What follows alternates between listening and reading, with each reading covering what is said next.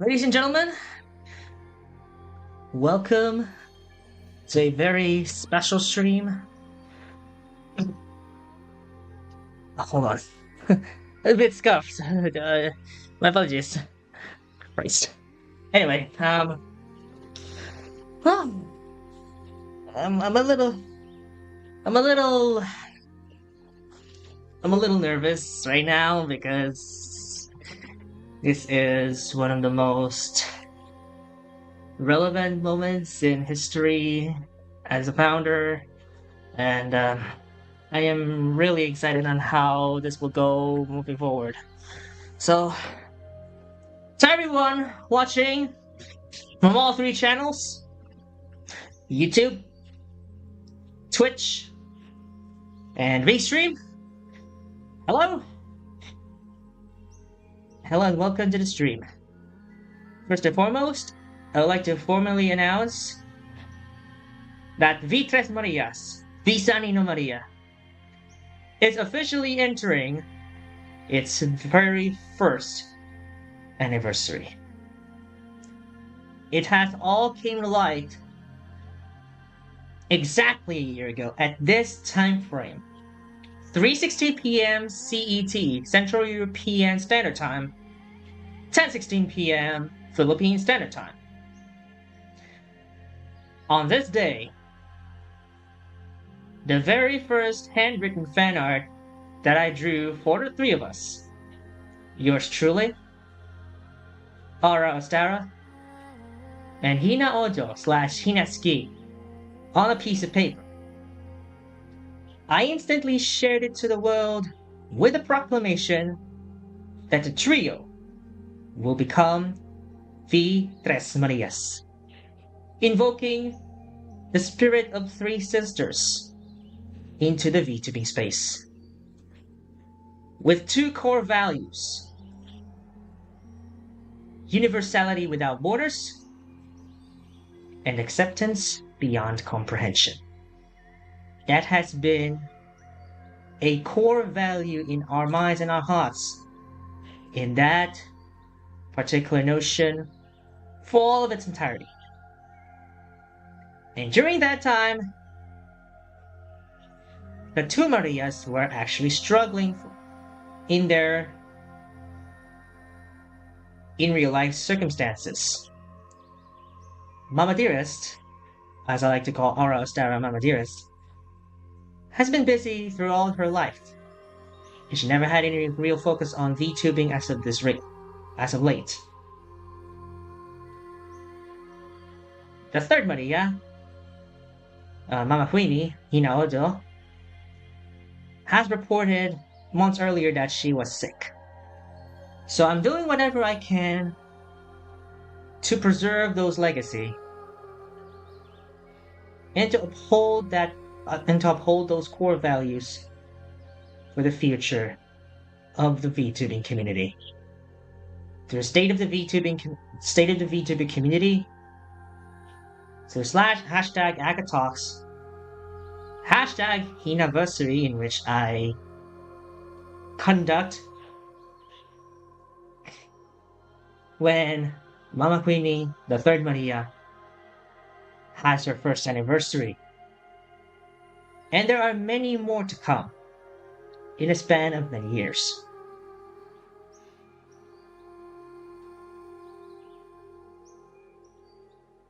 Let's take a look at the chat for a second there. From VStream, we don't have anything on Twitch and YouTube at the moment, but thank you so much to Nova Chrysalis, Desirable Button, for being with me here. Thank you so much for the lurks, for the follows, and everything else. Yeah, thank you so much. Scuff is normal. For small things, great things will eventually come. That is true! Great things will eventually come. Like, there is some kind of like a saying that good things come to those who wait. There's actually the real point in here. Okay, let me go back to the statement. So I'm doing whatever I can to support my fellow Marias as the first Maria. And I'm really, really excited to share the world what the Marias are and how can we be unique again and with one another. So yeah, even after still all of those kinds of efforts, I feel like there's still something missing. Nope. You cannot compare this to a lot of stuff that's been happening in the background. I apologize for the lack of overlays here. It's supposed to be having VStream, Twitch, and YouTube chat all at once, but due to time constraints, was not being able to do that. Maybe in the next stream where we showcase a lot more about the Marias, maybe we'll be able to do that. Next, the remaster, which was supposed to be finished and released at this time frame, is still not even finished. But I promise you, it will come before the end of the year. I repeat, despite the fact that I can't fulfill the conditions, I will be able to complete the remaster before the end of this year.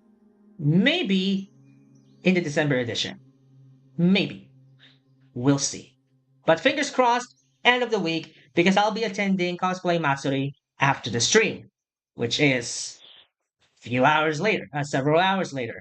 It will begin at 10 a.m. PHT until 6 p.m. PHT every day from 28 to 30 December. I will be attending at least 29 December because due to budget constraints, but that's just my guess. Anyway, stuff comes out when it's ready. Thank you so much. Nurse No Rust, thank you. Thank you so much for those kind words. Despite everything, I still don't have my lore yet. And I'm kind of guilty that I don't have any lore, whereas the second and third Marias have theirs. So I've decided, with the prowess that I've been given, I've decided to make an ultimate decision, which is to create a story that is mesmerizing to people, that will forever etch in my presence as the VTuber who aimed to become one of the greatest VTubers in this space, through the use of whatever she's got to support those whom she cherished the best.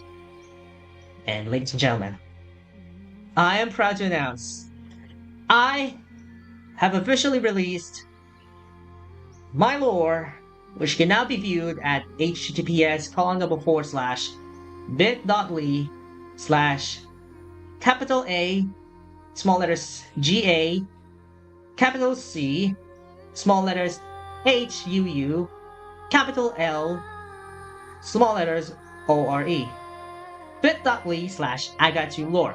You can find out more about that on thebelovedmoon.github.io/debut. Just scroll it down. So, with that out of the way, let's showcase what this story even means. So this is a story that I myself created for my VTuber lore. If you remember horror shop games, this is where this VTuber character comes from. Anoka-san, in fact. She originally has purple hair, but due to my associations with that character, I decided to give it a major unique approach. I dyed the hair green whilst keeping all the metadata intact. And in fact, I have a wig that constitutes that same metadata sitting right behind me, waiting for me to wear it during cosplay sessions.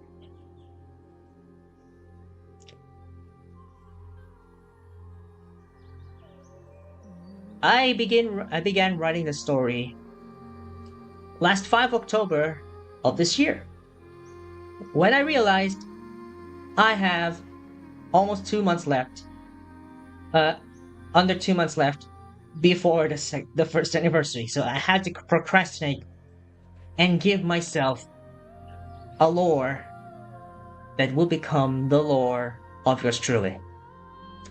and I thought about that a lot. Constituting to my experiences with the socials, I instantly had this idea of taking what essentially is the grand lady's approach and constitute my VTuber lore into the previous lore before Okasan became a VTuber into this one gigantic morph of experiences that will be voice acting straight until the end. For 3 hours. Yes, for 3 hours. So, without further ado, let's read the synopsis and the introduction. So, the story is the story of the First Maria, titled Mother the After Story, First Maria Edition. Provisioned 5 October 2023, finished 27 December 2023.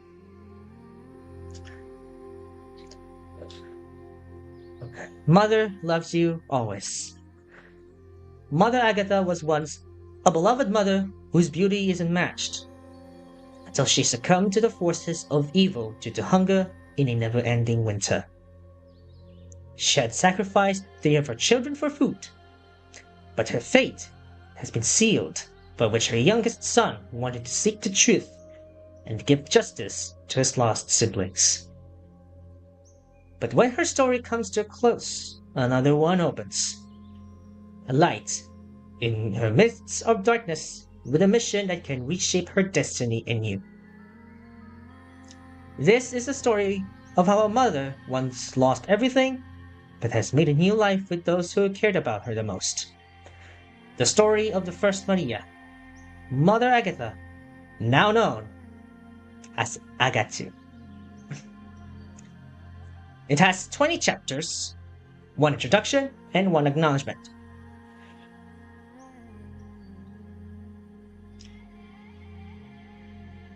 Let's read the introduction and acknowledgements first, before we decide to go on a break for a meantime, to give myself preparations for my throat. Introduction. This is the continuation of the story from Mother 2019 by Horror Shop Games. Some years have passed since the demise of the revered mother who had sacrificed her 3 children for food. Her body was all torn up in pieces, her clothing was worn out, but what remained untouched was her pristine hair, which reminds that no matter what happens, her beauty is left unmatched. Before that, she took care of her 4 children in the midst of winter, where food is getting scarce by the moment. Realizing that, she took her children out to hunt for food, but the days ended with an empty stomach. With it, her sanity has dropped, and she is forced to make a risky decision. Too risky, the youngest child of them all decided to uncover the truth of the commotion. In turn, his intuitions came true. The true personality of his mother is revealed, and with it, the sacrifice of his last sibling. He decided to end it all. Death by 1,000 cuts on rotary blades. In the end, spring has come, and he's finally free, at the expense of his cussed mother. Now, her body was still lingering at its wit's end, trying to decay together with the house that she built upon with her sweetheart many years ago. Until a light began to shine around the labyrinth, its rays emanating around the distorted figure as it began to cleanse her inner soul. A few minutes later, the light vanishes. But something has happened inside the labyrinth. The distorted figure is no more. Air began to sweep in through the lungs, and the eyes were wide awake. The woman had finally woken up from her deathbed.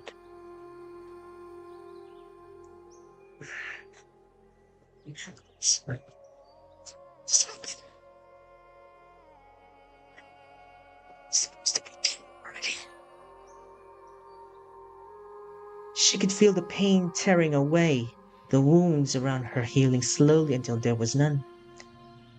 Alas, her former self has returned.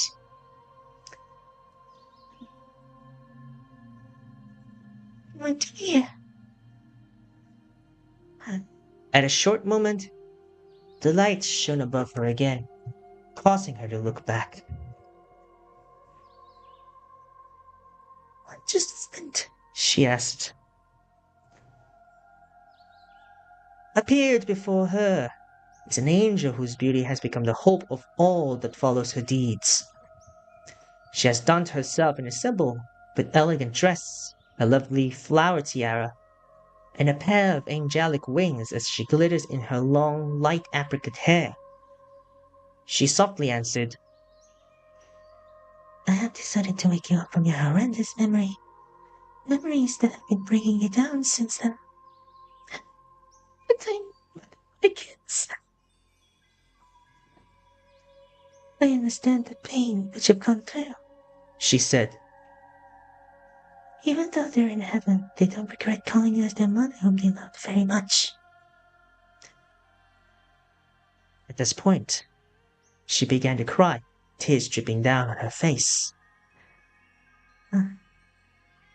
Agatha? Immediately, her eyes went up against the angel. Your name is Agatha, correct? She slowly nods after shedding tears. Yes, Mother. You. Please call me the Grand Lady, she nodded. And I've given you a mission to change yourself for the better.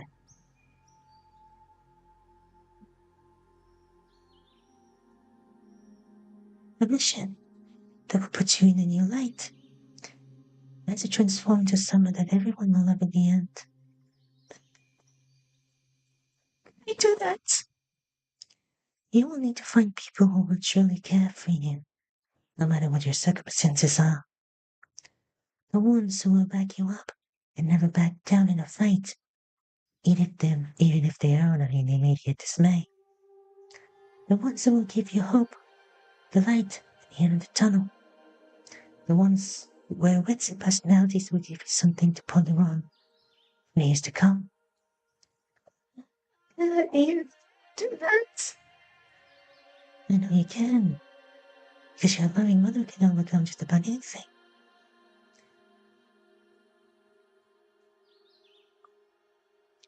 Slowly but immediately, the lady's spirits appear all around her, giving her a warm embrace.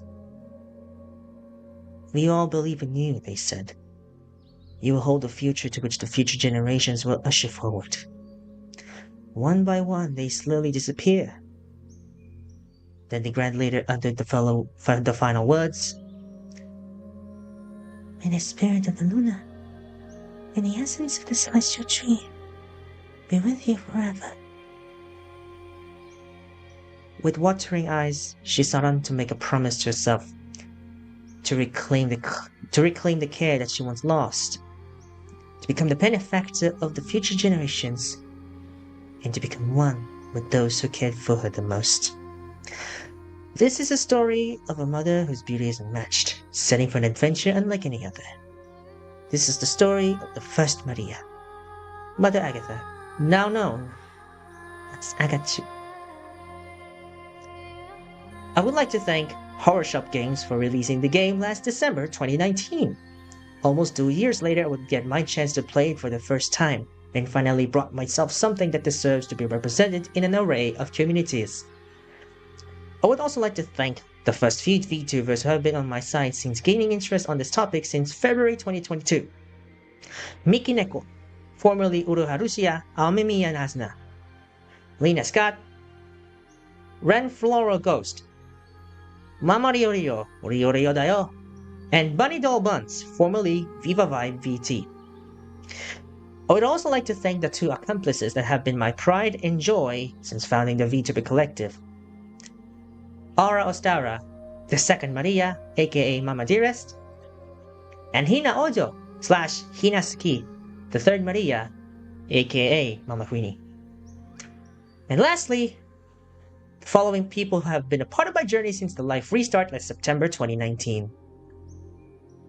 Emmanuel Latiga, who have been with me through thick and thin through various platforms and interests. Jotzi/Neko vs. Noise, the lead developer of Horror Shop Games, for the support and dedication towards the games that people loved over the years. Catherine, my dearest Italian sweetheart whom I love dearly forever. The Leaps, Nimbasos, and Shunin/Kisses, who have been supporting the Marias since the debut. Horror Shop Games community for among the warmest welcomes. And Sai VT and Vita Hanan for continuing the legacy to which I admire to. To conclude this introduction, I want to thank you, the readers, for reading this VTuber lore. I hope you have fun reading as much as I do writing the story. Sincerely yours, Aga-chuu, thebelovedmoon, author/VTuber, founder of VTresMarias, V三人のマリア. We will return after a few break. Don't go away. The First Maria will be right back.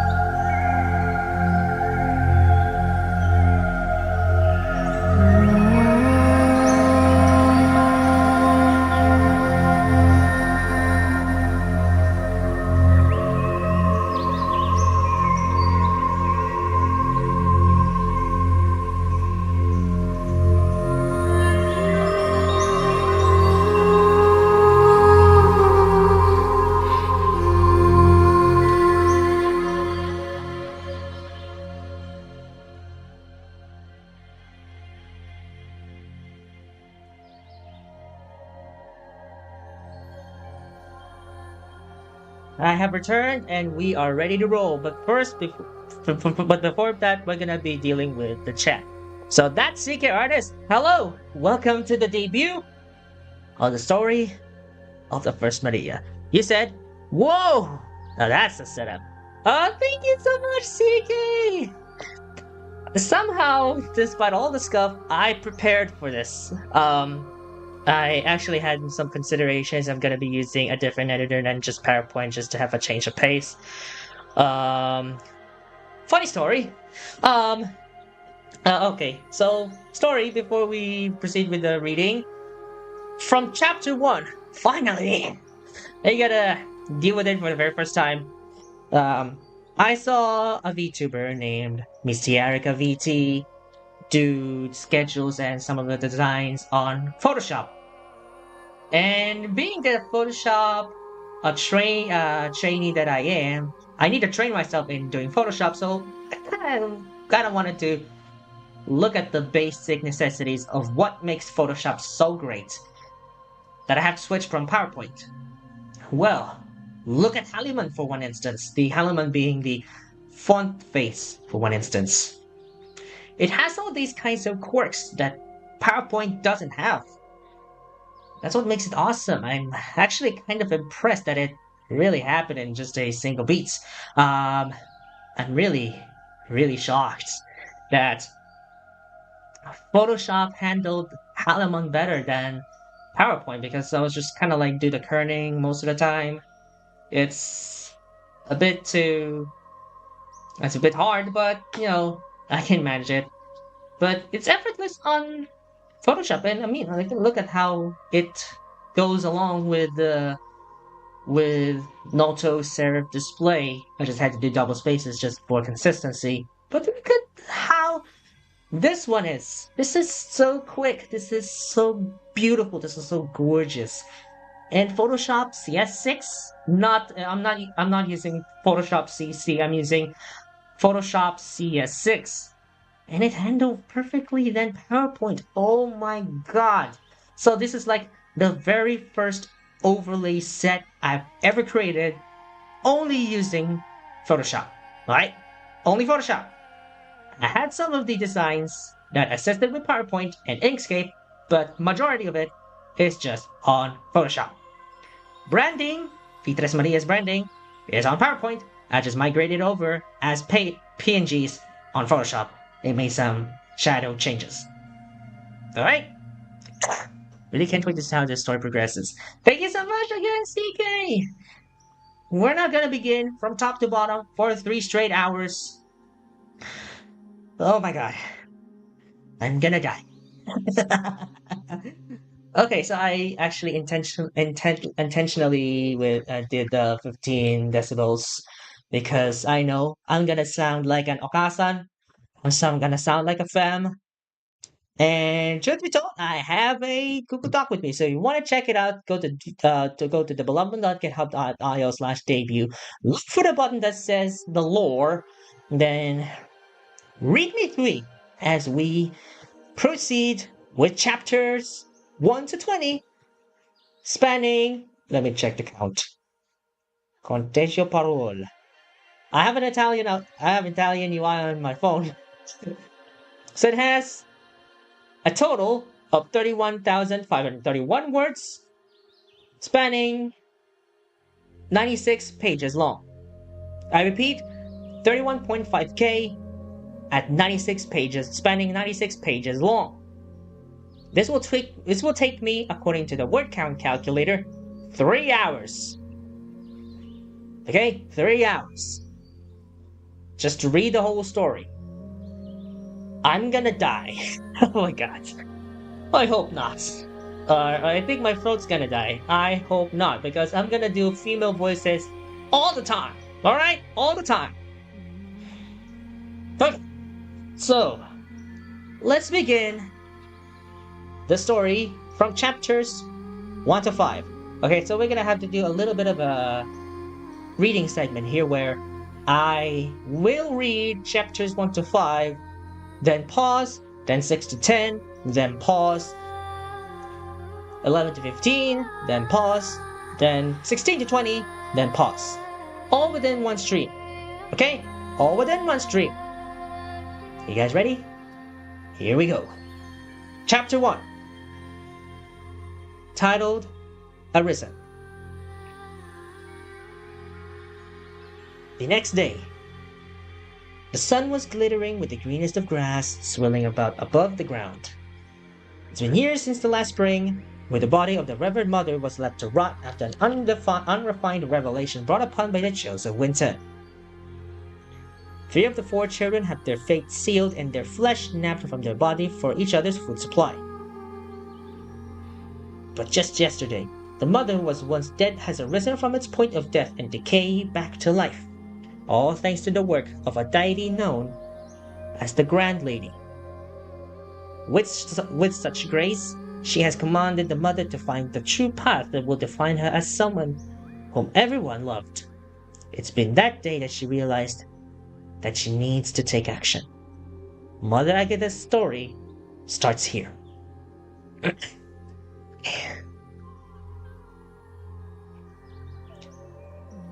Oh!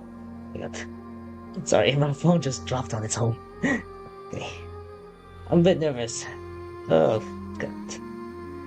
It's uninterrupted though, so we don't need to worry about things.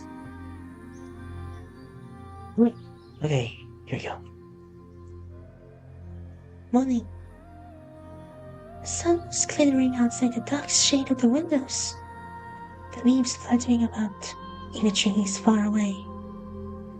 The grasses have been swaying for hours, flowers of all kinds blooming delightful. Slowly I get out of bed and grab myself some water to start the day. Heading towards the hallway, I take a look at the portrait of the 4 kids. My own children, who have their fates sealed because of my indecisive actions. But even still, I could not forget the times that we were struggling so much for food, that I thought that there was no other choice back then.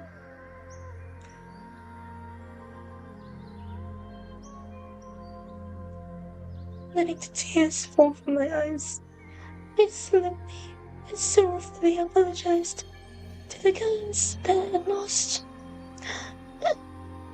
You can forgive me, I softly cried.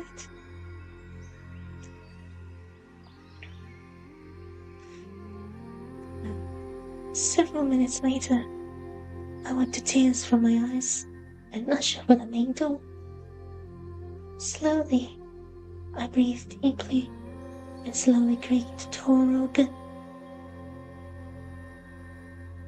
Outside, there are no traces of snow, nothing that reminds me of the endless winter days from years ago. I can still hear the children playing about weeks before that endless winter had arrived, the kind that brought laughter and joy to the hearts of those who can hear them.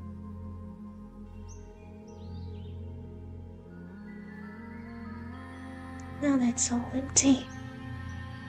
The grass, the rain's only isolating the situation away from public view. I sigh, drinking my glass of water. What should I do?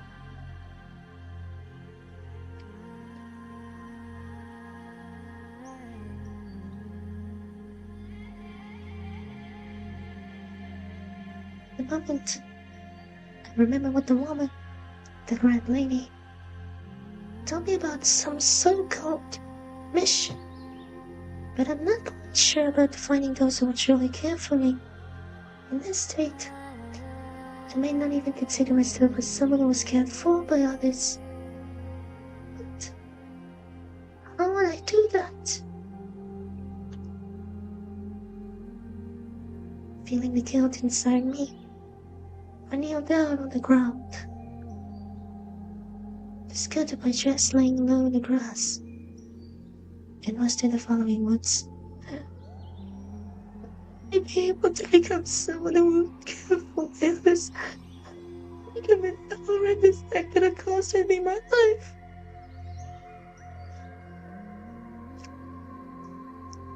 At that time, the clouds begin to dissipate. The morning sun is shining even brighter than before.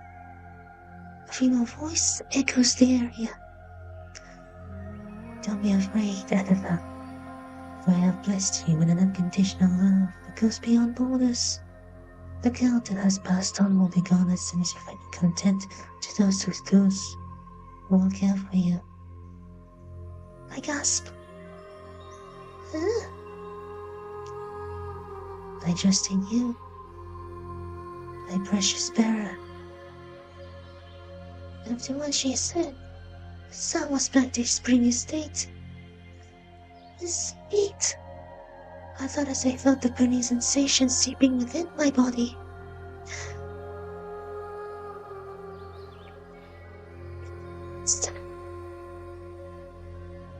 I immediately turn around as I hear a mysterious voice coming out of nowhere.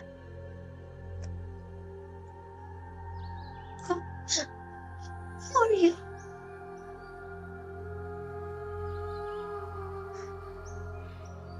Please try to remember the loving care you bestowed upon us during the times that we were alive.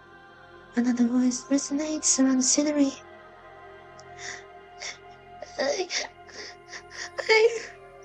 Don't worry, we're safe up here.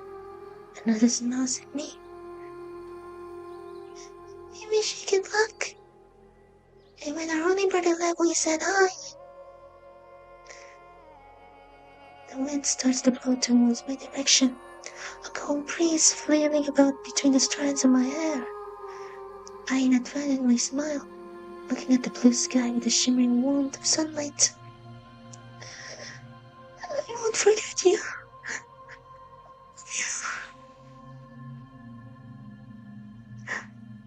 After gaining much composure, I immediately stood up, glass in hand, as I made my way back to the house. I immediately head straight to my room, where inside the drawer is a mysterious key. The key to the workshop, I thought. I head back outside and rush to the back of the house. The lock was still in perfect condition. Turning the key, I head inside, only to find lots of dangerous materials lying about on the floor. Darling used to hunt with some of these back when he was with us. I contemplated as I read the books laying on the table. The books seemed to be discussing certain things and had handled them properly. I tried to find the ones labeled explosives. A pretty explosive situation, I must say. Eager to put things into practice, I set out to gather the materials needed to make explosives. I wonder how I would be able to do this. Several hours later, I indulged in some dinner consisting of all the apples I picked from the trees just this afternoon. I need some sleep, and probably some time to think about it. I head back to my room, glancing at the group photo of my kids another time. I gently smile and head inside with tears falling from my eyes. The next morning, I was hard at work again. I tried to make various iterations of explosives, but somehow they were not that great. I thought I had it. I grit my teeth, but I kept on working just to make sure they work. The same cycle goes on and on, until the 6th day, still thinking about the children that I had lost, and what mission that will bring to me. 6 days later, I finally did it! I finally made a single set of explosives, but would they be worth it in the end? Would I be able to leave something that had been with me behind? Having those thoughts in my head, I immediately set out to have a glass of water inside the house. That's where she appeared in front of me, a glass of water in hand. "You must be very busy, Agatha," she said as he pointed the glass to me. I immediately realized who she was after looking twice. "What brings you here, grand lady?" "I can sense that you're hard at work trying to move on." But you might still have some memories that you hold dear. For example, the photo frame of your daddy. She's right. Despite my plans, I still have at least some memories that deserve to be cherished, not destroyed. The memories I have with Danny, the music box from the kids' room, my photo frame. That does. Can I ask you a favor? I already know what your favor was. The spirits will be here at any second.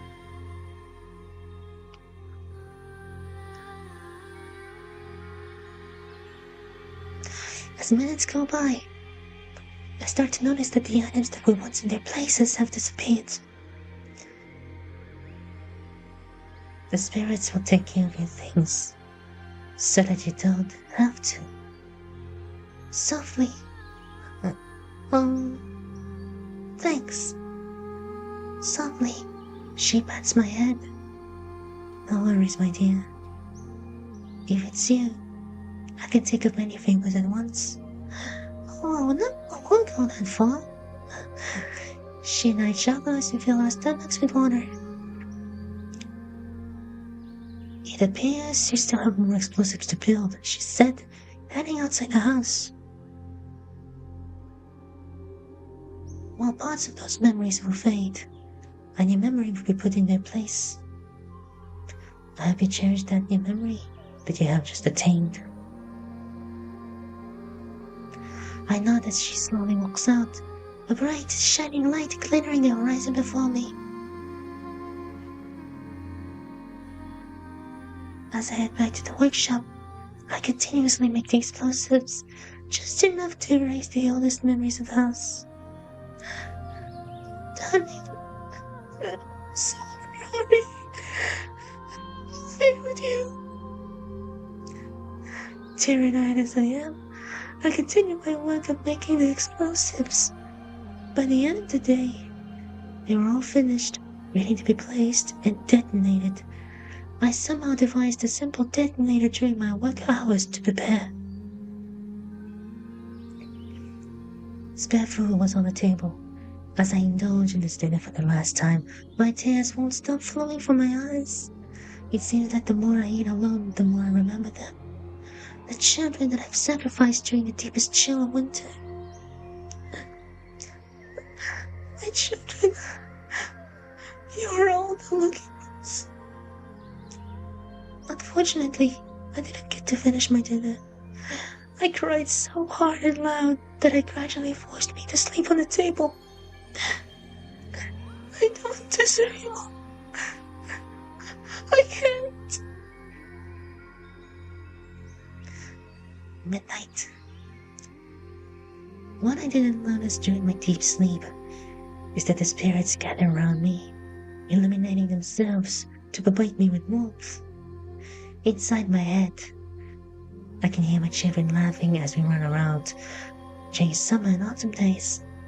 During summer, Darlene and I brought our children to the beach, and although I was completely embarrassed by his choice of clothing, it still provided comfort and assurance that my body remains the same, unmatched and unrivaled. I didn't notice that the grand lady was right behind me, ordering her spirits to work. Don't worry, my precious bearer. We've laid the groundwork for you to begin your lifelong journey to the outside world. I still sleep soundly, so I assume I can't hear them.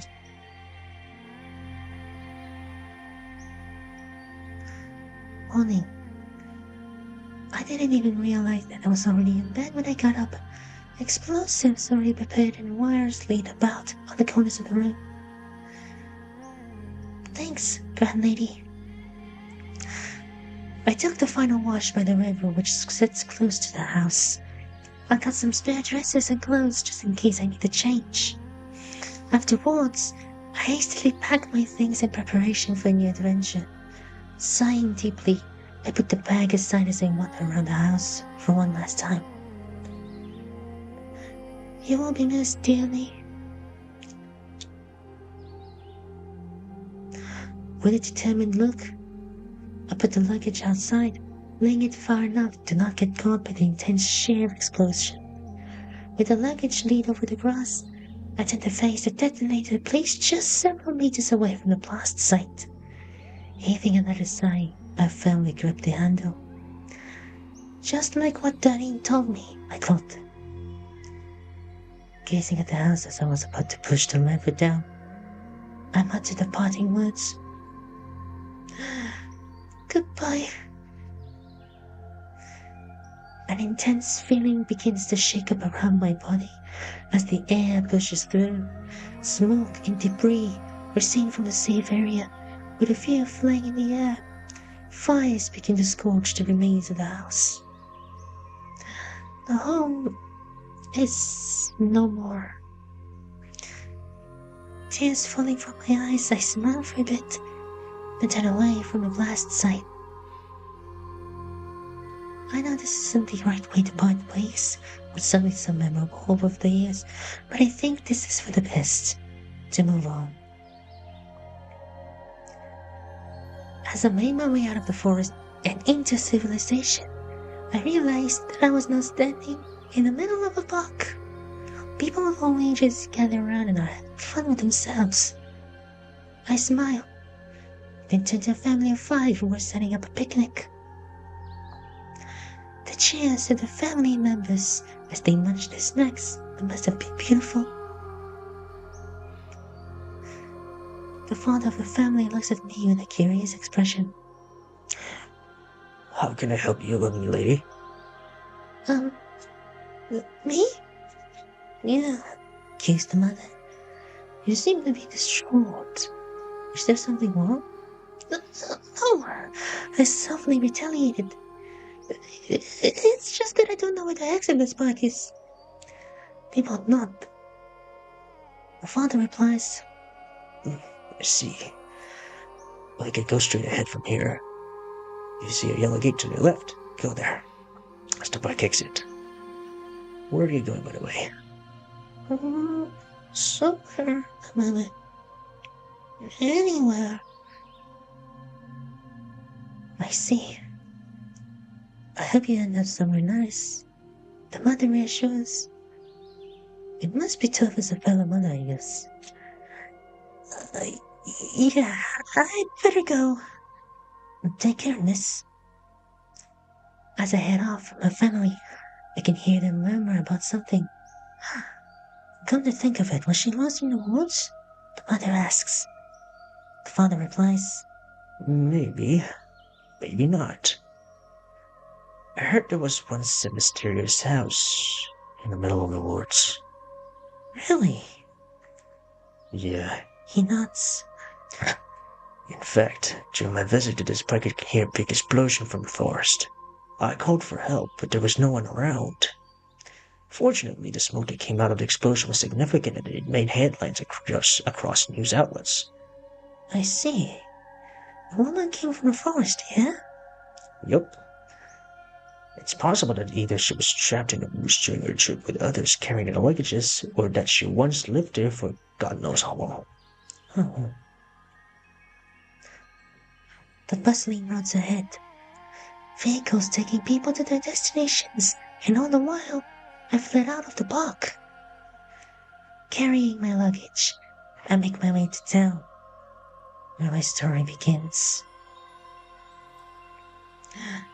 A bustling town full of vigor and warmth, people hustling from all directions to do their own things. Somehow it gave me nostalgia. When was the last time I've been here? As I walk around the sidewalk, I somehow turn to face the convenience store. With very little money left in my pocket, I head inside to buy a bottle of water. Here's the item, ma'am, I said as I placed the bottle on the counter. Thanks. By the way, are you traveling somewhere? Yeah, far away from here. But I'm not sure where to look. The cashier nods. I see. In that case, there's a hotel just across 2 intersections offering free stay-ins for maximum 5 days every month. I spoke to the owner of the hotel and they told me that they loan to accommodate people who have no money in their pocket. Really? Yeah. Also, they also offer free food and drinks during those free stay-ins. I see. I nod. I should take a look. After the cashier handed me the bottle and the receipt, I thanked and went to the hotel between the intersections. There, I met the owner of the hotel was offering free stay-ins for those who cannot afford one. It's like what the cashier said, I thought. After exchanging details with the owner, I proceeded to the room I was assigned to. Inside, the layout is just enough for me to fit in for a while. Putting my luggage on one side, I headed to the bathroom to take a nice, long shower. That was relaxing. I thought as I changed dresses. I have a lot of these, though they are pretty much the same. Anyhow, I took the previous clothes to the washer. I stayed cozy in bed for about 2 days and 6 hours. The food was nice, but by the time I checked out of the hotel, I became as healthy as I was back then. Pretty good for a hotel that offers free stay-ins for a maximum of 5 days per month. As I made my way to other parts of the town, I somehow bumped into a strange lady who appeared taller than me. I'm sorry, I apologized. It's okay. The woman hushes. It's not your fault. I go. Okay then. My name is Agatha. So call me Mother Agatha. Nice to meet you, Agatha. My name is Aura. Same to you, Aura. From then on, Aura and I had a small chat over our interests. She excels in business and management, but also has a soft side on fashion. She also brought me some new samples that I can try wearing in front of her, which somehow made me feel embarrassed, to say the least. Still, I'm happy that I get to wear the clothes that she handed over to me. It felt like a long pipe dream finally ended. So, do you live somewhere, if I may ask? Asks Aura with a curious look on her face. I fed on my fingers. Actually, yeah. My home was further away from here. But the thing is, it's closest to a park. It's probably cozy in there. It was until that winter hit, though. Her expression turns blank with a hint of sadness. I'm sorry to hear that. Don't be. I'm trying to move on from it by letting it go. I see. Does that mean your memories were that too? Sort of. Somehow, a phone rang in her pocket, causing her to feel uneasy and pick it up. Hello? Sometime later. Sorry, something came up. She gets back to her seat. Is something wrong? She sighs. Well, one of our clients showed up at the workplace, or I should say what's worse. My colleague told me that he's feeling too uneasy walking around the corridor and such. And worse, my office was at the end of the corridor. That's tough. Yeah, she told me not to show up at work for the rest of the week. I don't. Do you have somewhere to go? I can go back home, but she pauses, holding my hands as her lips turn a smile. Meeting you, for some reason it felt like I'm safe in your hands. Oh, you're flattering me. I'm not flattering you, she pouts. I kind of felt very warm for some reason. Really? Oh. Laura and I glanced at each other, her heart beating louder than I expected to be. Can I hug you? I slowly nod, pulling her into an embrace. It surely is hard for being a businesswoman. I feel relaxed already. Thanks, Agatha. No problem, Aura. And so, I accompanied her back to my hotel room.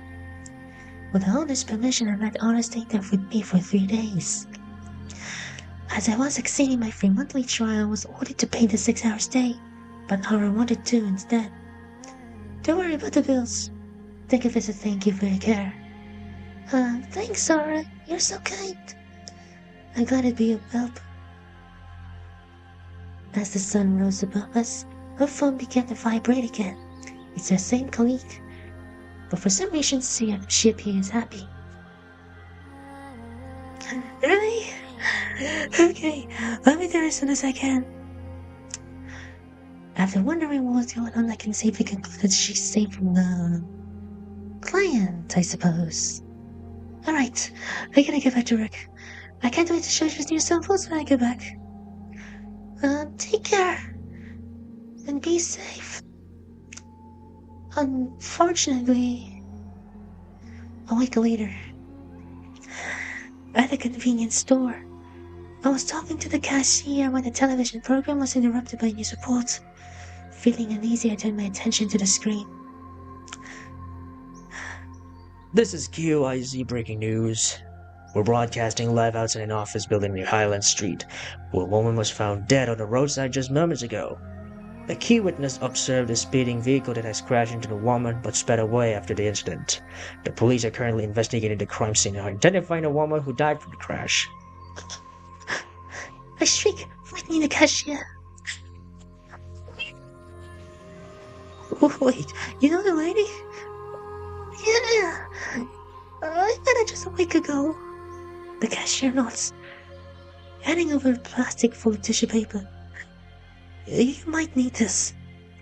The crime scene is on Highland Street.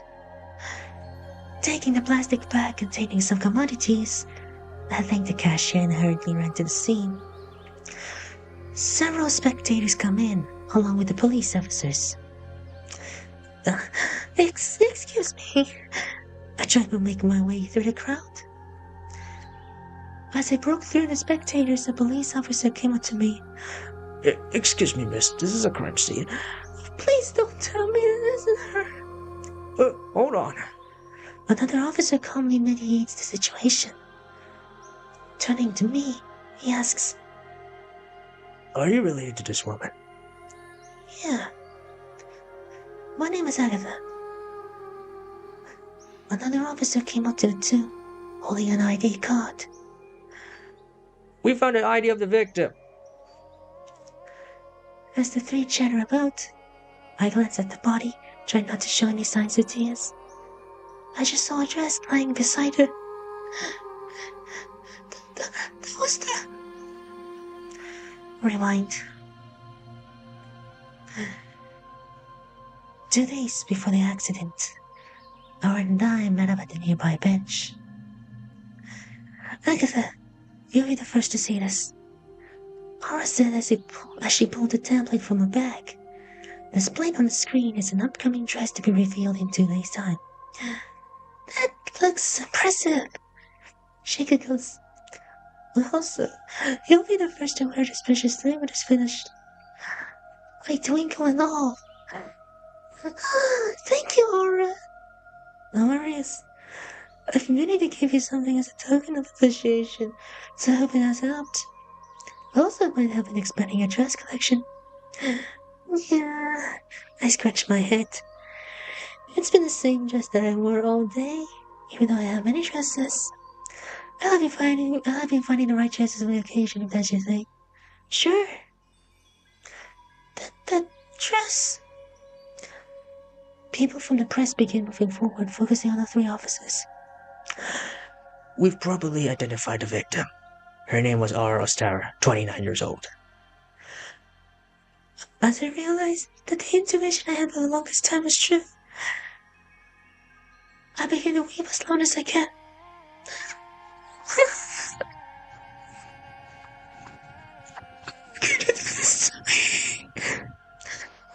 People wondering about were saddened as I laid my hand over the deceased body, tears falling from my eyes.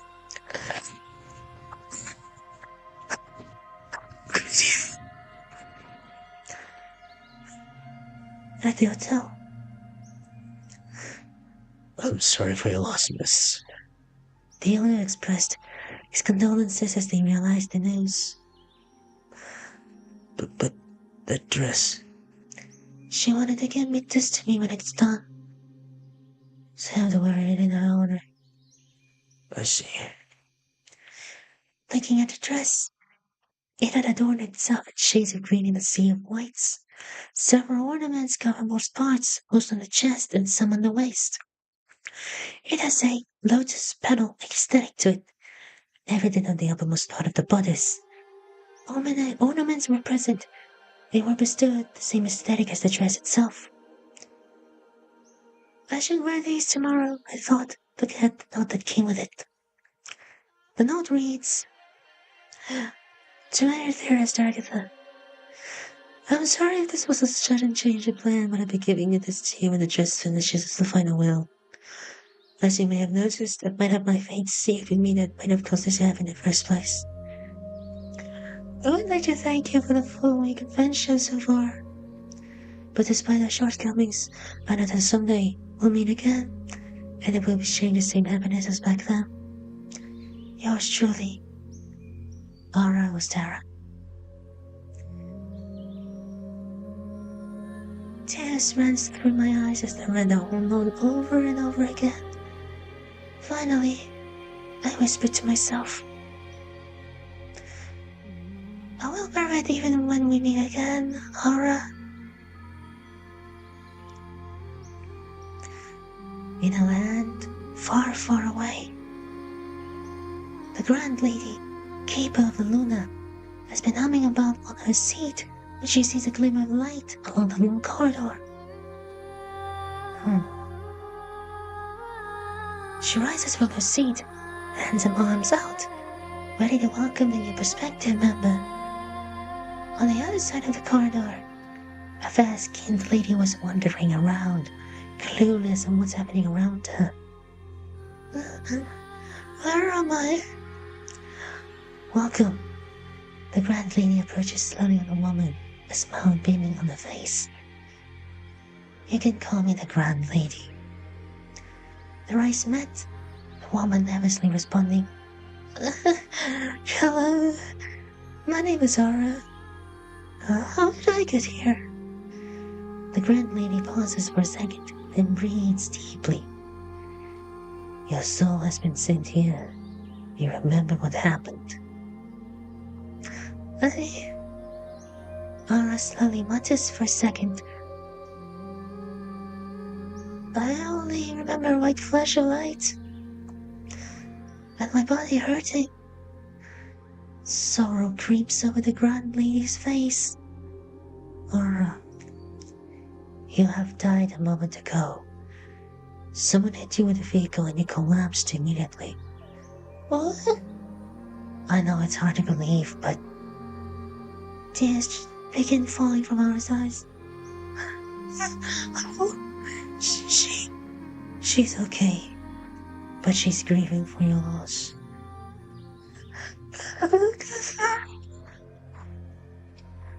In a moment of silence that follows, the Grand Lady took Ara to the sanctum.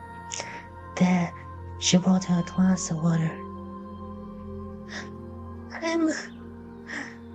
I'm sorry for what just happened there. It's just that I was devastated and lost a friend of mine met just a week ago. Ara emotionally mutters, slowly sipping the water. Don't worry about it. I'm sure she'll keep remembering you. Remember that you said that you and your company made a dress for her? Yeah. That might be one of the many ways to remember your presence. Her wearing the dress symbolizes that she'll still remember you. I don't know.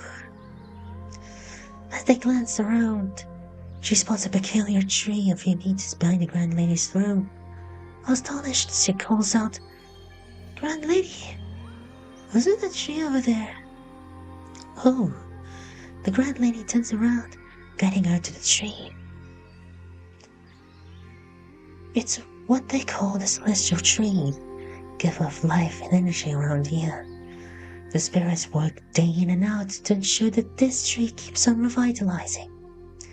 That's impressive, I would say. Probably impressive. Thanks, Aura. This tree symbolizes the rebirth of all that was corrupted within the past. The spirits and one bearer helped me make this all worthwhile. Aura appeared confused. The bearer? Yes. The Grand Lady said it is self-taught. You probably might not have heard of them, but I chose them to become the bearer because they will hold the future of the sanctum. This realm that we're standing at. What? I know that you're confused, but let's leave that for another time. Hold on. You are a entity in a town. Do you and the bearer know each other? The Grand Lady slowly nods. It would appear so, yes. Despite those uncertainties, Aura nodded back, indicating that she somehow understood the situation. But, how long will I stay here? The Grand Lady sighs. Not for long, though. You'll have a mission to fulfill. Slowly walking around the area, she continues. A mission that will bear the fruit of your compassionate nature amidst the odds. What is it? Looking at the pond, the Grand Lady descends to pick up a lotus flower floating above it. She slowly hands it over to Aura's direction. As the rightful owner of this lotus, your job is to protect those who seek your warmth and care, a goddess whose beauty resembles the tranquility of nature. Aura glances at the flower. Goddess? Yes. Slowly taking the flower from the Grand Lady, Aura's body began to glow.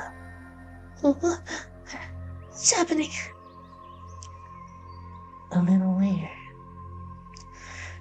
the nervous Aura glances at the mirror and turns back.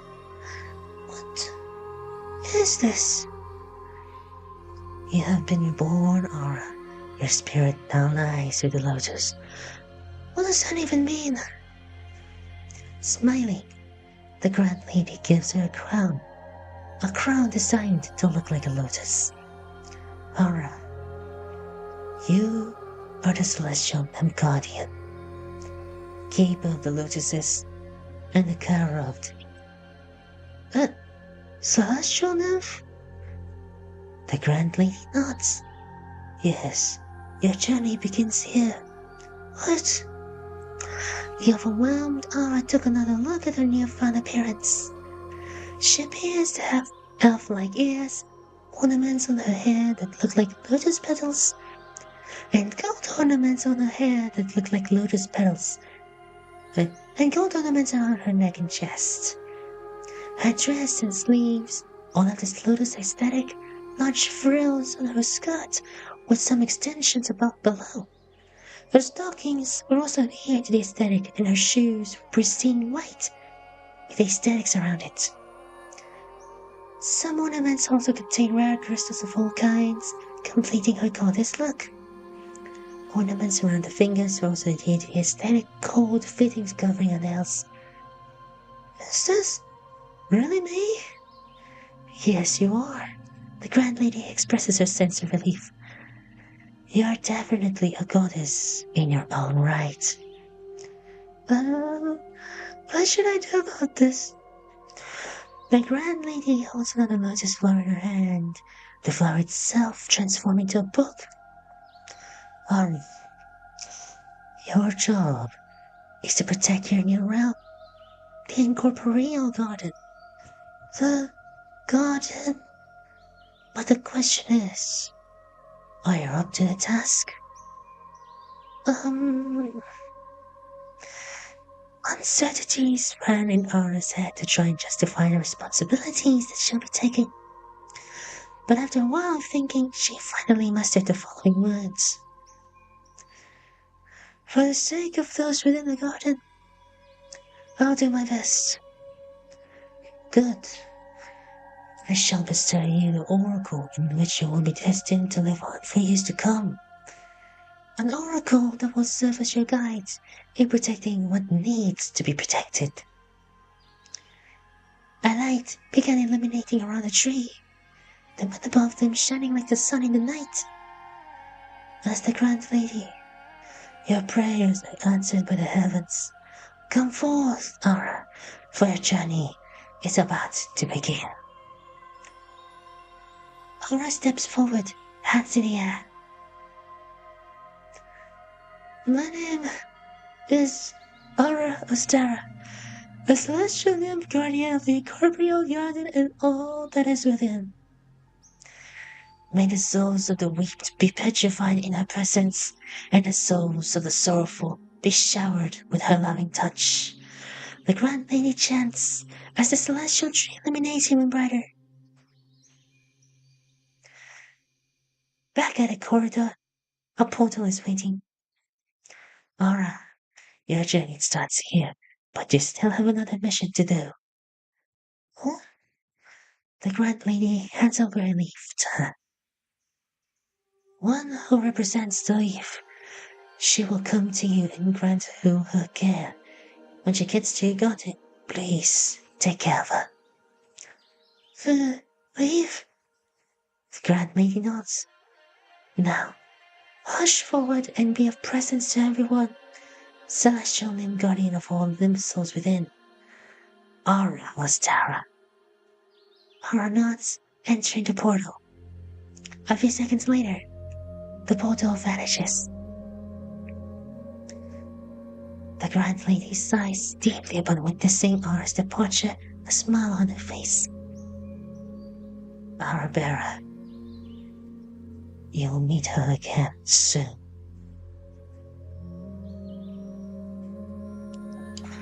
Back at the hotel, I just got out of the rooms as I tried to wear the dress Aura gave me. This looks frilly, but it's beautiful inside and out, the grains highlighting my presence. You look splendid. The owner glances about, complimenting my appearance. I nodded in embarrassment. Most of the hotel staff were astonished at how beautiful I was. Oh, come on, you're flattering me. I shied away. As everyone around the hotel gathers around, some offer their condolences in Aura's wake. I turned to the podium just on the left of the coffin as I gave my short speech. As the wake ended, so began the funeral. There's a cemetery just a few walks away from here, but everyone was weeping in the loss of a friend's friend. Later, I head back to the room, still wearing the outfit. Just as I was about to close my eyes, I felt a sudden rush of air coming from within. I'm cold, I murmured as I tried to sleep. Then, from around the room, it started to get warm. Or I should say it was once a room. A chant can be heard from a couple of meters away. Aga-chuu, your journey continues in the realm of the incorporeal garden.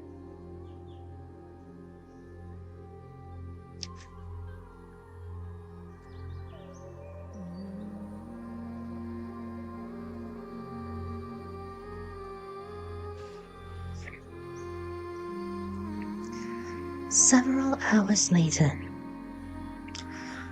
groaning, I try to open my blurry eyes, only to find out that I'm not laying on the bed, but on the sheets of grass. A soft, blistering wind can be felt from a meter away. As I slowly turn my waist, I glance at the shade of the tree below me. How long have I been asleep? Feeling sloppy, I've somehow felt a knot lingering on my skirt. I slowly open, revealing the following words. Find the lotus and befriend it, for your fate awaits at the end of the path. Albeit confused, I tried to read the whole note slowly. That's when I realized the little pin was attached to the bodice of the dress I'm currently wearing. Looking at the pin, it was an edge of a lotus flower adorned in colors of green and pink. Slowly, I realized. Grand Lady. At the corporeal garden, the liver goddess whose loving care and wit captured the attention of those who come to it. The beauty that was bestowed upon her was unlike any other. She begins to hum, which caught the attention of the critters around the area. Butterflies began swirling with the bees, and the caterpillars began camping at the leaves on the trees. What a wonderful song! I'm so glad I sang it for everyone. She chants in the Aga-chuu. Don't worry, little ones. Your celestial nymph guardian will protect you. That's right. She is the celestial nymph guardian. Legends say that her name can't be spoken unless one has her closest connection with her, which is unlikely to happen in the near future. The guardian sighs sorrowfully. If only one can speak my name.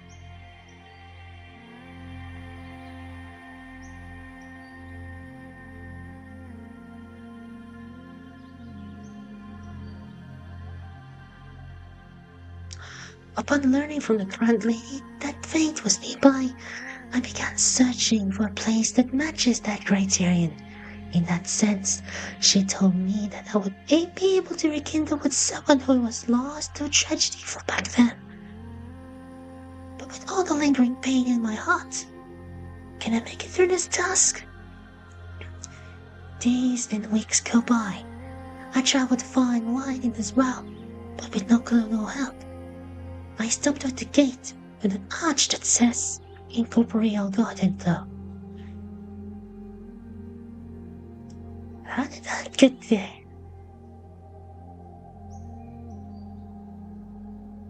Feeling uneasy, I made my way inside.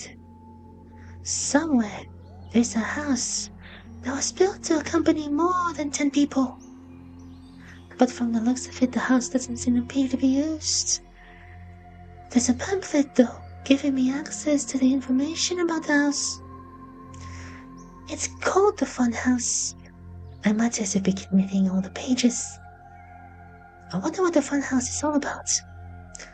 Unbeknownst to me, a tall figure was standing at the end of the corridor, silently gazing at my direction. I immediately glance, only to find out that there's nothing in all areas. At least most of the parts I can see from my sitting position. After reading the pamphlet, I then walked over to the end of the corridor, only to find the vastness of floors, a flora and critters on the other end, the incorporeal garden in its entirety. The blooming flowers cover the pathings on one side, with the grasses on the other. A pathway leads to the pond, where the countless amounts of lotus flowers appear to be swirling about. There's another pond to my right, having the same description as the former. I slowly step into the garden, looking at the pond to my right. A large lotus flower appears, which causes me to pick it up. Looking at it, it reveals a certain aura that, according to the pamphlet, is rare and has to be decoded by someone special to the goddess. Intriguing. I haven't had any of these before.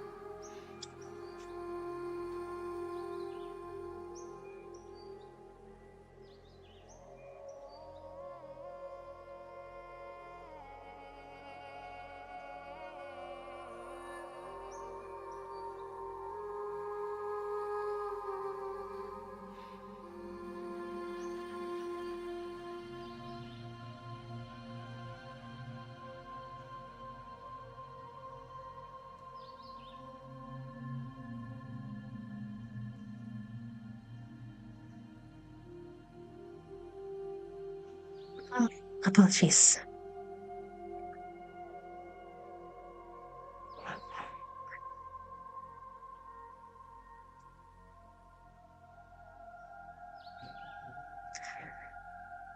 The Guardian.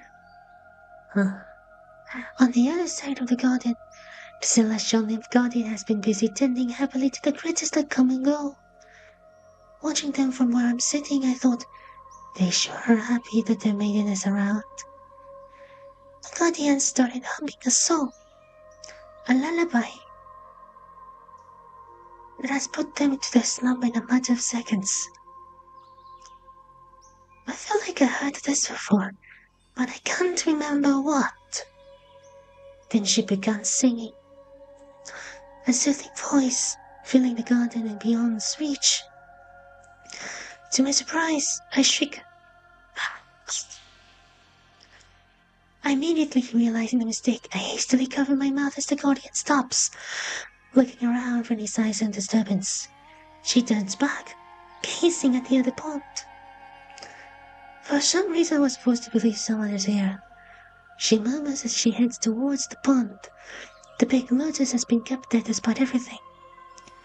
But the Guardian, Aura, seemed convinced about something. Someone special to me has the ability to decode what's the meaning behind this one. And with this, I know she's here. In a room filled with tables and chairs, I reach for a glass of water. Turning my gaze to another pamphlet just beside me, I begin to read its contents.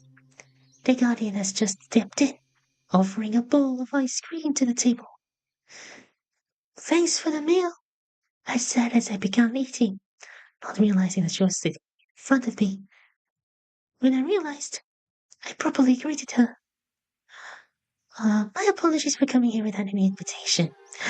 My name is Agatha. Mother Agatha. The Guardian hushes. Don't worry about it. Call me the Celestial Nymph Guardian. After eating 2 spoons of ice cream, I continued. What a nice name. Thanks. It's been a while since I had visitors coming from different dimensions. That must be tough. After conversing for a while, I got a little sleepy. May I beg your pardon, is there any lodging in here? Oh, yes, we do. I assume you need one right away? Yes, please. She nods. Well then, right this way. After a quick rest by the sofa, I decided to change clothes, only to find out that my dresses were hanging inside the wardrobe. The last time I checked, I didn't have anything with me when I got here. How did they get here? Then I remember what the Grand Lady said regarding meeting with her. But why did she get on from where to deliver the goods here? I thought. Nevertheless, I changed one of them into one of my dresses after taking a warm shower and headed to bed. I remember the note Aura gave me at the end, and she said that she and I will meet again. What could she be implying? That evening, a gentle, cold breeze fills the air as I sleep soundly on the cozy bed, not noticing the door slowly creaking open. Footsteps slowly run from the door, then stop at the side of the bed. Series of nervous breathing can be softly heard across. Oh, what should I do? The girl softly trembles as she reaches to the phone. A flick of her hand slowly creaking the door closed. Slowly climbing up. A gentle touch begins swirling around the waist as her arm reaches for my chest, softly pulling me into an embrace. All the while, a whisper can be heard behind me.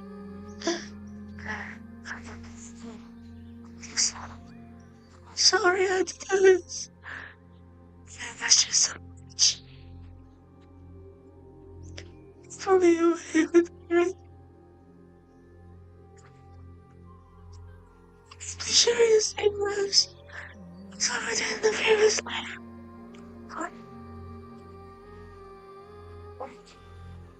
I thought loudly, trying my best to sleep. A sorrowful cry can be heard behind me. What is she doing back there? Nevertheless, her sorrows dissipate after a few minutes as I try to turn around to look at her face.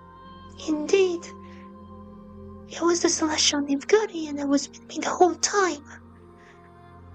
Trying to ease my trembles, I breathed deeply, trying my best to sleep as soundly as I could be.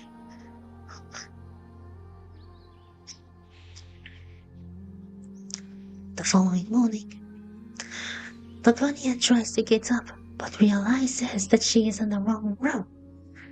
Before her eyes is a pristine purple hair, slender figure, and a fast-skipped tone. Upon realizing, she shrieks silently and tries to get out of bed as quiet as she can. No.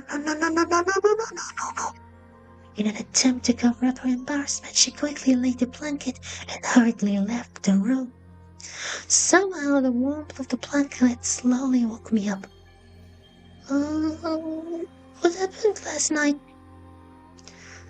I don't seem to quite remember what has happened, but all I know is that I slept peacefully during the so-called ordeal. Carefully making the bed, I then head straight to the dining area, where for some peculiar reason a hearty breakfast was served on the table. Behind the counter, the guardian hums as she cycles through the recipe book. Something feels odd, however. Well, don't worry about it. Just say whatever you like. As I observe with a worrisome look on my face, another food has been served on the table. Come on, please eat what you like. I interrupt. Isn't this a bit too much? And I don't see others around that would eat this much food. Realizing her mistake, the guardian pulls a chair and sits down. Then, we should eat together, I guess. I slowly nod, still confused about what has happened today and last night. Although my head feels groggy as it just got up moments ago, I ate along with her as she declares. Many people have come and gone, she said, telling me a story. Initially, this was a sanctuary built upon the cross paths between life and death. I tried many things to live in them and give them a place to hang out, but they all failed. It's just... Somehow, I understood most parts of her story as she broke down in tears. Feeling worried, I reached out to pat her head. Ma'am, it's impressive how hard you tried to make this place a suitable one to live in. And to be honest, I could do that as well, if I tried. She said as I wiped her tears. I guess we're just the same. I think so. We continue eating the meals, just both of us alone in the dining room, which definitely reminds me of something completely coincidental. Aaron and I have been like this since we met for the very first time somewhere along a peculiar town. We share the same interests, hobbies, and food, and all the while, Aaron taught me new things in the process. This feels kinda sentimental, I thought as I finished my plate. Or was it a coincidence? Looking at her, she does appear to look like Aura, but how on earth would I tell her about it? Okay, gotta break for a second here. Thank you so much, desirable button, for the meteor shower. I just voice acted long enough. I think it's in an hour straight. Okay, it's already been 2 hours. Radio, thank you so much for the lurk. Damn, with voice transition. Yeah, it's a whole lot of characters there. I try to voice act as many characters as I can. And yeah, that's all there is to it. Again, thank you so much again to Desirable button for the meteor shower. I will mention you after this long ass stream. It will be probably the longest stream in record. I don't know, but we'll try to find out. Let's continue with the story. Something passed. In a moment, the celestial nymph guardian took me to the incorporeal garden where the critters were waiting. Agatha, won't you mind if I tell you a story about please about something sentimental for me? I shook my head. I don't mind. I'm sure that memory is lovely. Yeah. As the critters make their noises, the guardian begins telling the story. The story of... me? I shrieked silently, trying not to obstruct her storytelling session. But she remembered what had happened. Was it...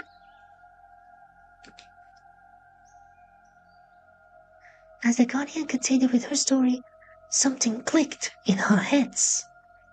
Something that opened our eyes about what just happened from the get-go. Slowly her gaze went mine. She murmurs, possibly talking to me. Yes? The guardian readies herself. You're... Agatha, right? Yes, I slowly nod. In a spur of a moment, tears begin to fall from her eyes as she immediately pulls me over to her embrace. Her voice begins to crack as she begins crying out loud.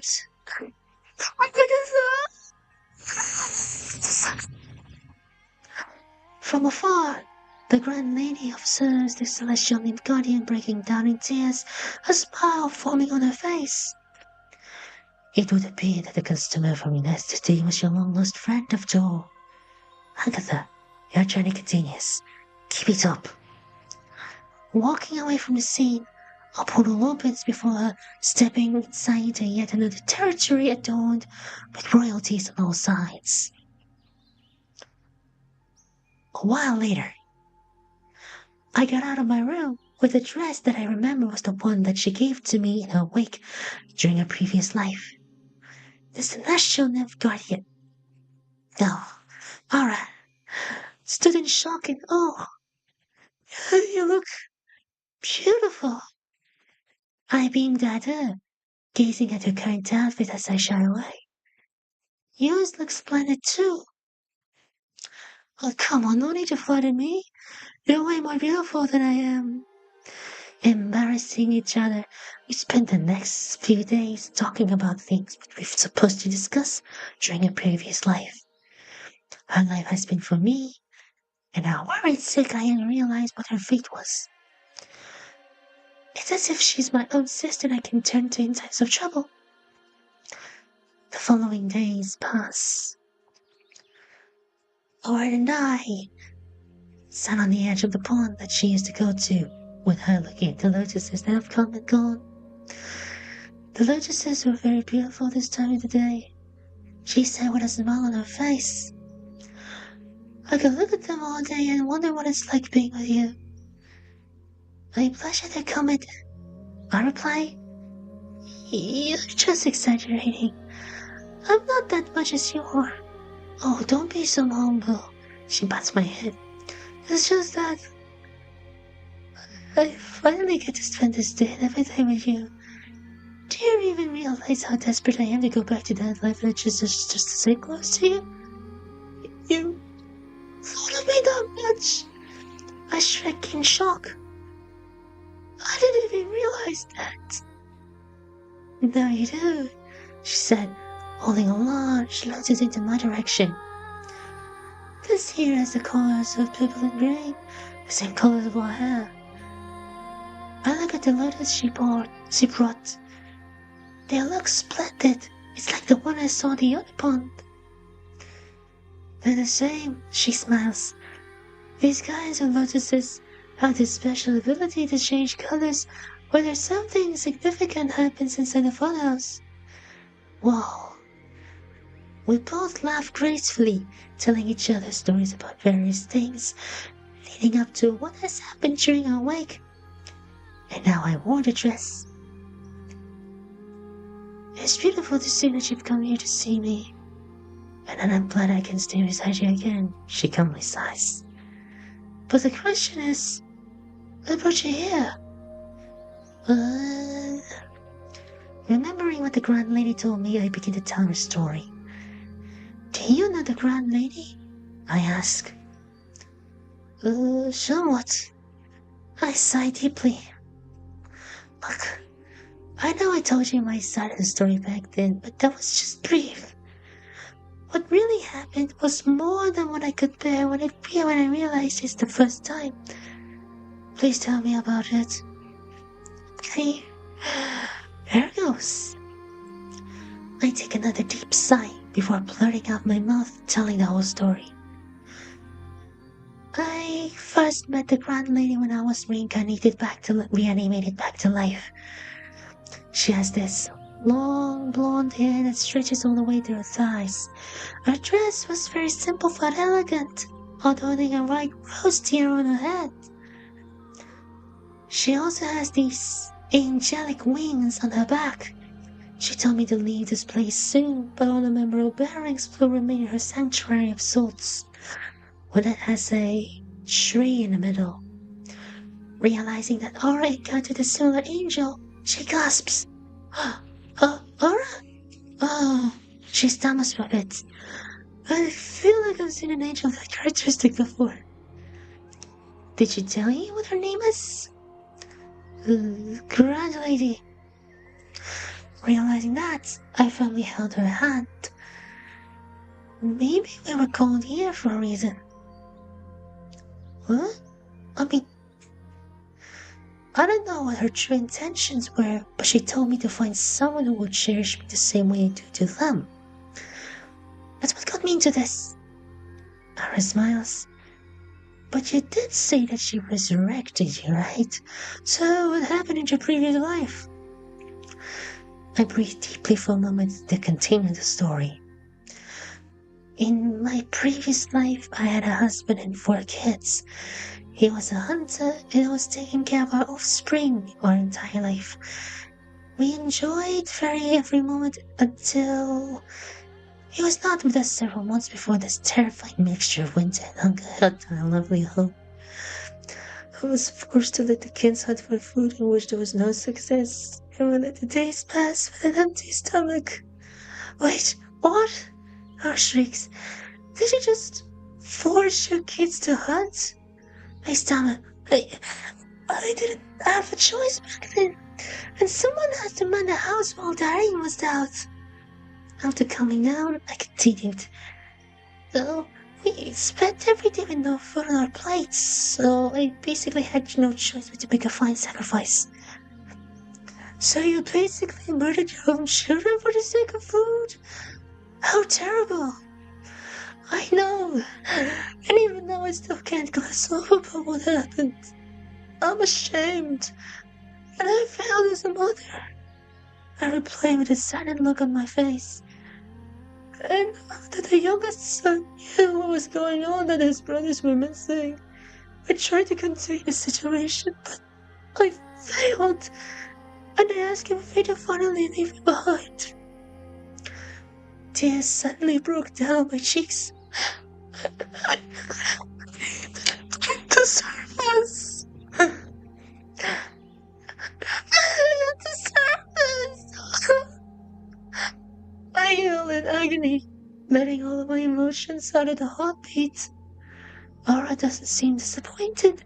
However, she was just saddened by what I just did. But given the Grand Lady tried to make amends because there's a mission ahead to fulfill, she comforts me instead with a lullaby. That evening, I slept soundly for the first time in a while. I didn't really even realize I was sick until I sneezed an hour ago. Aura came to my room, medications in her hand. Agatha, please get some rest, she said, putting a piece of cloth on my forehead. I know there's so many things that happened in your previous life, but just try to make up for it with the new memories that we share together, okay? Just always remember that I'm always with you. She gets off and sits on the bed beside me. We might have the same circumstances, but if we can work things out together, we can overcome them. She continues comforting me for another few days as I got healthier, so I decided to eat more food. A week later, Owen and I are in a sacred labyrinth.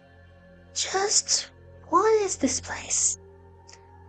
She spins around, a smile on her face.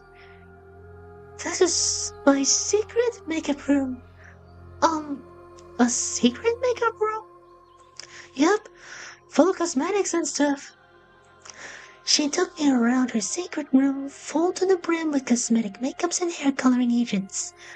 It seems she had been studying fashion long enough to be inheriting her new life, I guess. The main reason I brought you here is that if you need some sort of a maker, I can help you out. I don't study fashion for nothing. She giggles. I glance and know how gorgeous the place is. It has every bit of fashion maker in full detail, and somehow it doesn't feel too compromising. Truth be told, I definitely need a new makeover to start off with the new life I was brought into, I guess. Aura, happy at that idea, firmly holds my hand. Then it's settled. At the cabinet sit some various hair coloring solutions. Go take your pick. No need to rush, she said. I nod, looking at the coloring agents displayed. They all look tempting to say the least. There's a lot of tempting colors. I don't know which one suits me best. Aura steps in, a pat on my shoulder. My best advice I can give you is that you'll need to choose a color that is memorable. A color that will make you feel new and refreshing. And in addition, it has to be something that you'll be associating with for years to come. For years to come, I thought. The color I'll be choosing should be something that has a great impact and shows what you will be to the public.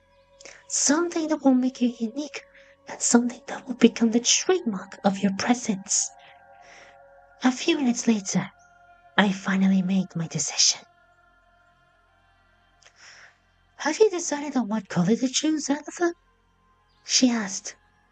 What she saw in my hand is a color that has the distinction similar to hers. It's this one that brought me back to you again, I smiled. So I wanted this as a new beginning. Aura nods in agreement. The case has been settled then. You think anything else? Like changing of clothes or whatever? I begin to think about it. I like the dress that she gave to me, but I'm still quite fond of the dress I usually wore, so... Cosmetics will also apply, but the clothing doesn't. You mean, you're still going to wear the dresses that you have in the wardrobe? I mean, there still has to be a specialty in these dresses that I usually wear, so... She nods. Okay, if that's how it'll all be done. Taking the box away from my hand, she instructs, please head over to the room just over there. I'll be with you in a bit. I nod, heading into the room as instructed, feeling a little uncertainty about what will happen afterwards. I'm coming in, she said, some materials in her hand. Are the preparations ready on your end? I nod. Then, without further ado, let's begin. Close your eyes and feel the energy from within. I then closed my eyes as I was instructed to, letting her feel my hair. The pristine, long hair, purple hair that I always had for many years would be given a new color to celebrate a new milestone in life. The uncertainties that were supposed to hinder my thoughts were beginning to weaken as I was being enveloped by her presence. All the moment I can hear her chanting a verse. I feel like I heard it before, I thought. In a few moments, Aura begins brushing my hair with her own hands. I wonder what she's planning to do. The rebirth is just the beginning, Agatha. A new path will open, giving you another chapter to write your own history to.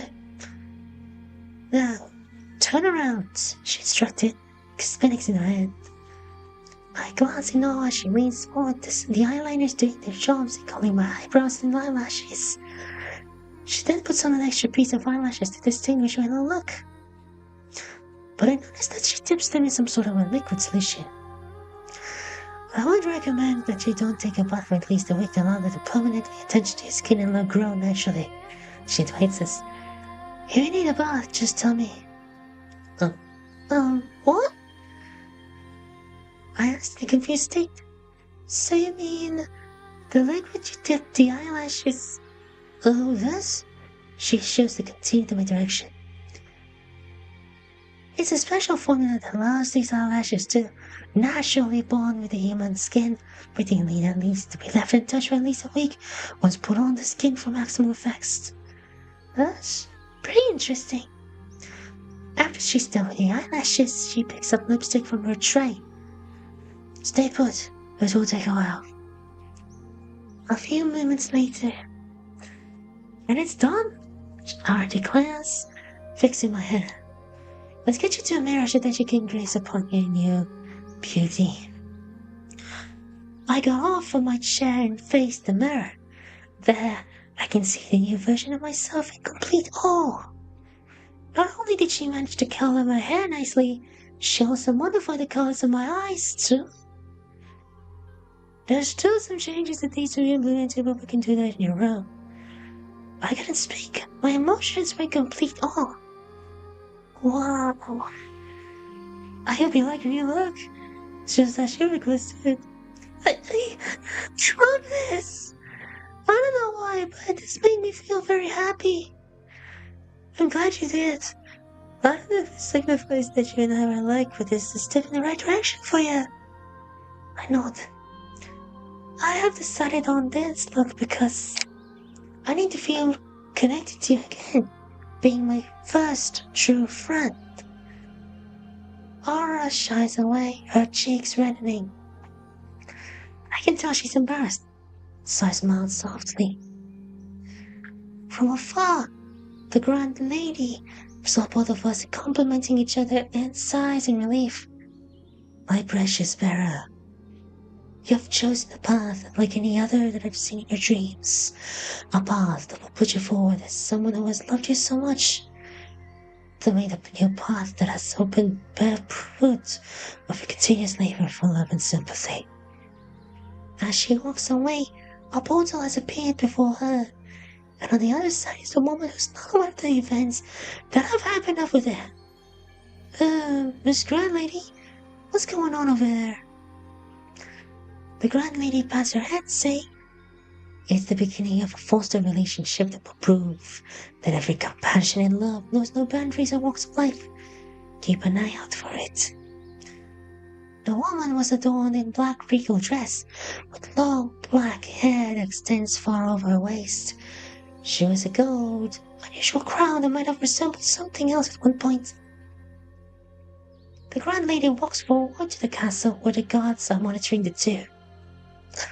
Gentlemen, someone from the land of far will be visiting us in due course. Let the Ojo-sama know about it. At ease. As the Grand Lady walks inside the castle, she immediately disappears, causing everyone around the vicinity to hear you say about her. Enough for the rumors. The woman from earlier, an Ojo-sama, steps in. She appears to be back from outside the castle. I understand that most of you don't know her, but she meant no harm to this kingdom. Let's keep doing what you can and not worry about the rest. Understood, Ojo-sama. The servants sat in harmony. A few moments went by, and the Ojo-sama was in the room, contemplating certain things. I wonder if what the Grand Lady's oracle is true, she thought. At the same time, she felt a cold breeze from the windows. I think I should get some sleep. Sometime later, the Ojo-sama got up from the bed, but it's not her bedsheet she slept on. Looking around, this is not supposed to be her own room. From afar, she can see the Grand Lady humming something. Grand lady? She asked as she got out of bed, approaching her direction. The grand lady smiles. Ojo-sama, are you feeling well? I am. Good. She nods, picking up a sakura cherry blossom flower from the pond. The trees sure have changed, haven't they? She looks up to see the tree. I think so. I mean, mutters the grand lady. Lotus flowers were blooming before. Huh? The grand lady hands her a photo frame where inside lies a draped lotus. Someone came here before you, and with it a new symbol to be tamed. What does that even mean? The grand lady then hands over the sakura flower to her direction.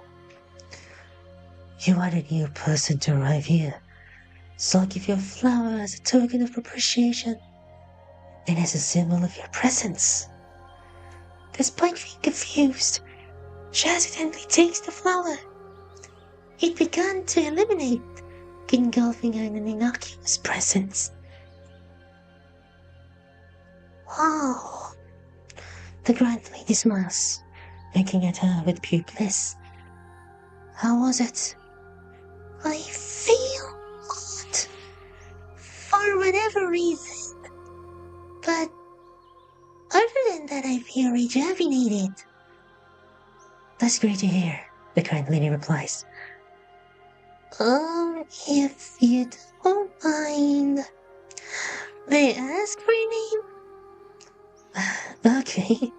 She shies away for a bit. My name is, excuse me. That's good to hear, the grand lady replies. If you don't mind, may I ask for your name? Okay. She shies away for a bit. My name is Hina Ojo. So that's where the nickname Ojo-sama comes from. Hina giggles. Yeah, took me a while to get used to it though. Not many people can recognize a royal-like nickname like that, I presume. Hina and the grand lady laugh softly as their relationship slowly begins to deepen. After a while, the grand lady gave us some food. Here's some that I prepared. Hope you like them. Yeah. At the end of the corridor, the portal began to open, leading Hina back to her homeland. I need to go. I have to return to my royal duties. No worries. Call me anytime. The grand lady nods. And I assume you already got the memo? Yeah. I wonder who that was though. You'll learn soon enough. Hina nods, waving goodbye as she steps to the other side of the portal. The grand lady sighs deeply, contemplating what has happened. My dearest bearer, the third Maria is waiting for a call. A week later, back at the funhouse, Auren was having some final touches that will reflect my new appearance. Is this good? She asked. More than enough, I reply, looking at her. She seems to be comfortable enough to stick with me at all times, it seems. Somehow I need to get used to this new look I had in playing the new look I bestowed upon a week ago. Alright, shoes. It's gonna be fine. I hope so. And with a full weekend, I'm now back to my usual movements. But my mind has been filled with lots of questions. Why does it happen in the first place? Why did the so-called grand lady offer me missions like this? Just to aim for my achievement of being close to someone. Why was I put in places like this? And what good would it give me in the long run? When all I truly want is to leave it all behind and start fresh as a new being, being able to be revived by a contest was an experience of a lifetime, but... is there a problem? Aura asks, a worried look on her face. Is that something to do with the Grand Lady? Wait, how can she read what I'm thinking? That thought made me back off a bit. I'm sorry. It's just that you've been thinking about what happened before we met for the first time is all. It's not your fault, I smile. Although I'm a bit confused as to why I was led to deal with the circumstances just to be with you. I can understand that, but I smile. The most important thing right now is that I get to be close to you more than ever. Isn't that great? It is. Our night kick off with a few moments, in which in turn lead to telling stories about various things, and even sleeping close to each other in a single bed. The following morning, I hope to be more powerful enough to pull you out of here. But responsibilities are calling me, unfortunately, Aura said, saddened by my sudden decision to leave. I know it'll be hard, but don't worry about me.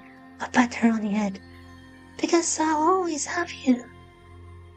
Aura pushes, shying away in embarrassment. So, what do you want to do now? Are you meeting the Grand Lady? Yeah, why not? She wants me to meet with someone from a faraway place, it seems. Immediately, Aura firmly holds my hand. Hey, I don't know if I realized this, but I've dreamed about something different last night. What is it? Aura sighs. Is that? We're in a garden, filled with leaves, lotuses, and sakuras, and the other woman was there waiting for us to come by. That woman? She was dressed regally, waiting for us around under the trees. She must be very nice, I presume. And that's not all. We heard a voice from the heavens calling us Marias? Huh? We both came confused. Marias? What I mean is, I'm not asking you to prove if what the voice said in my dream was true. Maybe the Grand Lady can give you the answers that we need, and find out what that woman was from under the tree. Okay, if you say so. As I bid goodbye to Aura for one last time, a stream of lotus flowers were flowing across the pond, colors in vibrant green and purple. Aura sighs as she watches me leave. Until we meet again, Agatha, dearest. Okay.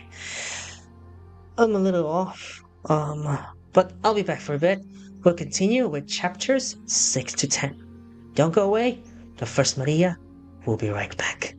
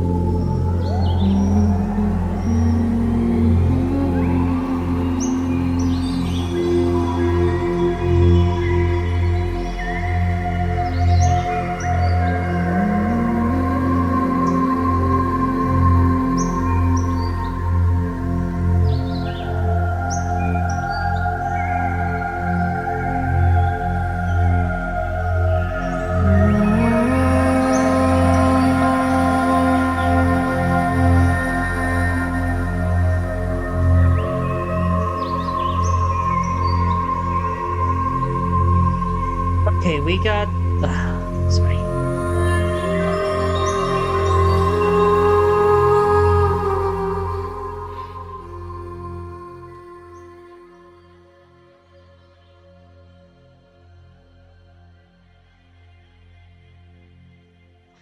Okay, unfortunately, Jan, thank you so much for the lurkies. Thank you so much, but unfortunately, he probably might be missing out. But, I have decided that I have some plans to do. I have a plan for this. Okay, I have a plan. So, on this first anniversary stream, we've completed 5 out of 20 chapters. So I'm planning to make this little bit of a stretch here to say that I'll be having 5 chapters voiced over per stream in quick succession. In accordance, just to give ourselves more time to voice act on most of the things that we need to voice act about. Also to prepare my throat, guess. Again, 5 chapters every stream. This is chapters 1 to 5. Next stream will be chapters 6 to 10. But those chapters will be consolidated after the December edition of State of the VTuber Community, which means we'll be doing multi-stream on Twitch, VStream, and YouTube in commemoration and celebration of the first anniversary of the VTuber collective VTresMarias, V三人のマリア. So with that, this concludes the inaugural first anniversary ceremony celebration. Thank you so much to that CK artist, Nightland _ wait, yep, it's Nightland _ Raydell, Jan Eggplant, Nova Chrysalis, Desirable Bottom, and Hershey for having your lurks. And to everyone who are watching the stream, we will be presenting the highlights, and all VODs will be permanently archived on every platform in commemoration of this event. So for this, I'd say this concludes part 1 of the story of the First Maria. We'll see you on January 2024 for part 2, part 3, and part 4, commemorating what would be the first anniversary of VTresMarias, V三人のマリア. So for that, I bid you goodbye, good night, and we'll see you on Cosplay Matsuri 2023, starting day 2 of the event, and on the December edition of State of the VTuber Community.